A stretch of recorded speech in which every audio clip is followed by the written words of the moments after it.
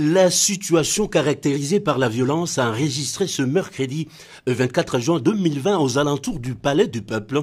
Situation orchestrée par une foule de personnes bien identifiées qui sont contre les propositions de loi sur le pouvoir judiciaire, ont empêché les députés nationaux et les sénateurs d'accéder à leur lieu de travail. Ce comportement incivique qui s'est illustré également par les actes de destruction méchante des résidences et des véhicules de particuliers, des scènes horribles condamnées par le Front commun pour le Congo, FCC. Si certaines personnes, avec leur groupe de militants, au contraire, eux doivent se substituer à la population et pour dicter, n'est-ce pas, leur volonté à tout le monde.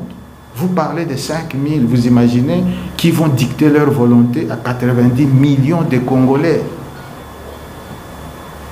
Et vous dites que nous allons rester toujours en démocratie. Alors ne pense pas. C'est une notion dangereuse, très dangereuse.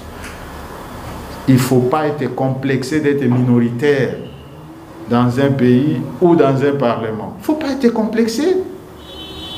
Et surtout quand vous levez l'option d'aller en coalition avec une force majoritaire. Mais alors, utilisez ces mécanismes-là de coalition pour que votre volonté soit prise en compte. Mais pas vous, minoritaires, vous voulez imposer votre volonté à la majorité. Ça ne marchera pas.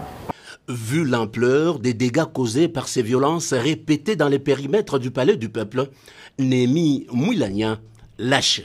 Ceux qui pensent avoir le monopole du désordre et de la violence, il faut qu'ils sachent qu'on sait toujours comment ça commence. On ne sait jamais comment ça se termine. Alors pourquoi, alors qu'on attend d'eux qu'ils exercent le pouvoir qui leur est conféré par la Constitution et consorts, doivent-ils se laisser aller vers une politique de terre brûlée? Pourquoi? Très déçu, le coordonnateur en appelle les autorités du pays à mettre fin au désordre de la rue et à s'occuper des problèmes essentiels de Congolais.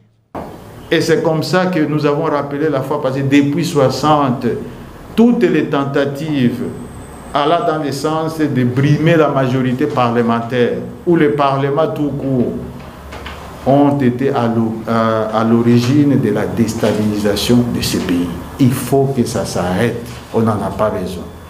Enfin, pour Némi Mouilagna, la voie de la sagesse optée au niveau de la coalition n'est pas une faiblesse.